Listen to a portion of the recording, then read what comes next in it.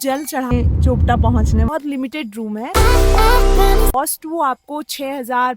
हमारी सफ़र शुरू होती है दिल्ली से तुंगनाथ के लिए। सबसे पहले हम देवप्रयाग में जाकर के रुक करके वहाँ पे देवभूमि का आनंद लिए और फिर हमने आगे की यात्रा को प्रारंभ किया तुंगनाथ के लिए। और आपको अगर मेरी ब्लॉग अच्छी लगेगी तो आप मुझे सब्सक्राइब करिए। हम अभी थोड़े टाइम में चोपटा पहुंचने वाले हैं और वहाँ से हम शुरुआत करेंगे तुंगनाथ मंदिर की चढ़ाई के लिए। और मैं आपको बाहर का व्यू दिखाऊंगी कि कैसा नज़ारा है और बहुत ही सुंदर लगता है। अभी आपको जैसे प्रकृति ने तो आप जब भी आना चाहें। और यहाँ का मौसम भी अभी बहुत ही सुंदर है। जाते हैं आप बाहर में ठंडी हवा, शांत माहौल, अद्भुत नज़ारे आपका स्वागत करते हैं। इन दिशा जैसे जैसे हम आगे बढ़ रहे थे वैसे वैसे पहाड़ों की खूबसूरती और भी मनमोह लेने वाली होती जा रही थी। चारों तरफ ऊंचे ऊंचे पहाड़, हरे भरे जंगल, ठंडी ठंडी हवाएं, रास्ते में बहती हुई खूबसूरत। अभी हम रुक चुके थे धारी देवी टेम्पल से पहले। आपको एक व्यू पॉइंट मिलता है जहाँ पे कि अलकनंदा नदी बहुत ही खूबसूरत तरीके से बहती है और वहाँ पे एक बीच की तरह बना हुआ है जहाँ पे आप रुक करके स्नान कर सकते हैं, फोटो क्लिक कर सकते हैं, वीडियोस ले सकते हैं। और यहाँ से निकल गए हम धारी देवी टेम्पल के लिए और वहाँ पे हम दर्शन करके फिर तुंगनाथ के लिए हम आगे की तरफ मूव कर गए। और आप रास्ते की व्यू देख सकते हैं।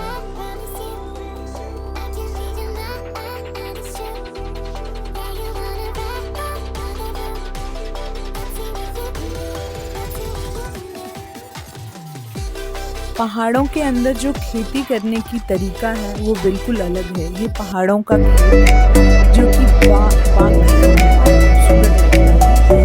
दिखने में बिल्कुल सीधी और इतना खूबसूरत लगता है कि जब आप देखेंगे तो आपको बहुत ही आनंद आएगा। और कैमरे में शायद वो रियलिटी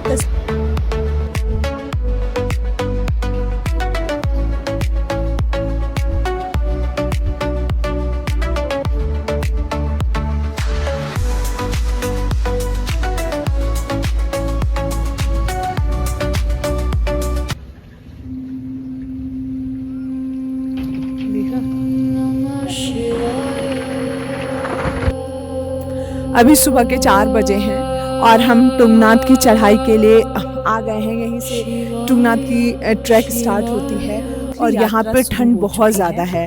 अगर आप आ रहे हैं अभी, आज मई 28 है और ठंड इतना ज़्यादा है कि आपको ठंड की पूरी कपड़े, पूरे ग्लव्स, हर एक चीज़ लेके आना चाहिए क्योंकि बहुत ज़्यादा ठंड है। अब हम लोग चढ़ाई स्टार्ट कर रहे हैं और आगे आपको दिखाएंगे कि कैसा यहाँ पे किस तरह की चीज़ें हैं। वो मैं आगे आपको वीडियोस में स्थान पर आता है।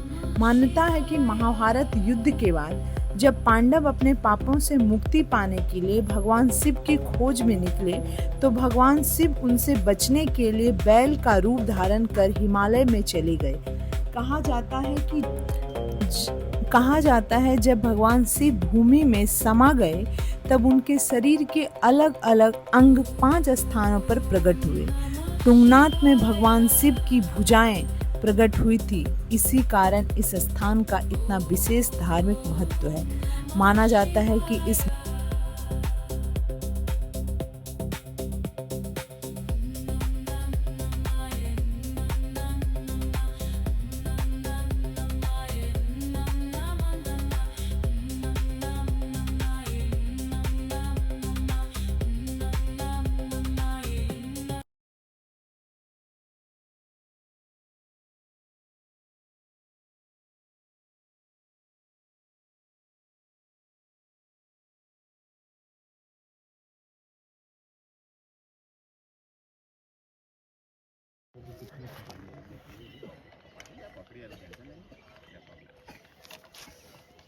यहाँ चौखंबा, नंदा देवी, केदार डैम और नीलकंठ जैसे हिमालय की बर्फ की ढकी चोटियों का शानदार नज़ारा आप देख सकते हैं। और मैं जहाँ पे रुकी थी, टाइम आप देख रहे हैं 7:51 हो रहा है। एकदम सुबह का टाइम, मौसम बहुत ही खूबसूरत था, बहुत ठंडी ठंडी हवाएं चल रही हैं। आप देख ही रहे हैं कि कितना कपड़ा हमने पहन रखा है और नज़ारा बहुत खूबसूरत था। मतलब शब्दों में बयां नहीं हो सकता है। जब आप जाएंगे तब आप महसूस करेंगे कि कितना सुंदर, कितना मन को।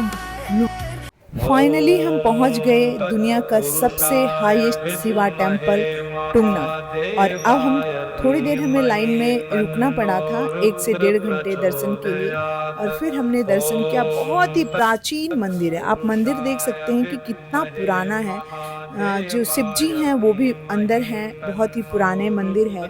तो हमने बहुत अच्छे से दर्शन किया, आशीर्वाद लिया उनका। और उसके बाद भगवान का दर्शन करते ही आपको लगेगा कि आपने सारी चीज़ों को पा लिया है।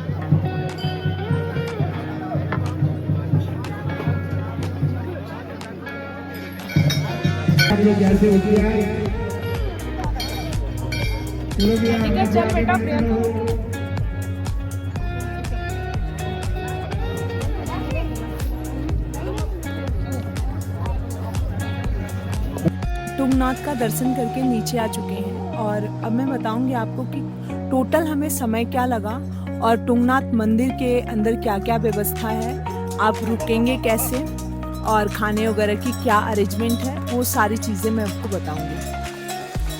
अब मैंने ये ट्रैकिंग स्टार्ट किया था सुबह के 4 बजे और जब मैं रिटर्न हो रही हूँ तो अभी टाइम लगभग 1:30 बज रहे हैं। तो मुझे तो थोड़ा ज़्यादा टाइम लगा था चढ़ने में लगभग मुझे 5 घंटे के आसपास लग गए और वापस आने में सिर्फ 1 घंटे से 1.5 घंटे में वापस आ गए थे। लगभग 11:30 बजे के आसपास हमारी दर्शन हो गई थी मंदिर के अंदर में। और अच्छी चीज़ क्या है कि मंदिर में आप जल चढ़ा सकते हैं।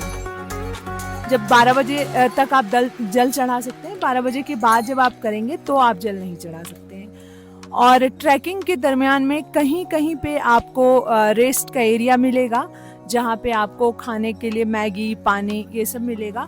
हाँ, थोड़ा कॉस्टली मिलेगा। पानी आपको 60 रुपये बोतल मिलेगा, मैगी वही 70-80 रुपये मिलेगा, यही सब मिलेगा। ज़्यादा ज़्यादा कहीं पराठा मिल जाएगा, वो भी बहुत ही कम, बहुत ज़्यादा नहीं। वॉशरूम वगैरह की उतनी व्यवस्था नहीं है। और नीचे जो चोपता में स्टे करने का अरेंजमेंट है वो मुझे बहुत ही बेकार लगा, क्योंकि यहाँ पे चोपता जो स्पेस है वो बहुत छोटा सा एरिया है, जिसके कारण एक तो ट्रैफिक बहुत ज़्यादा लगती है। दूसरा चीज़ क्या होता है कि रूम बहुत कम है, यहाँ पे बहुत लिमिटेड रूम है।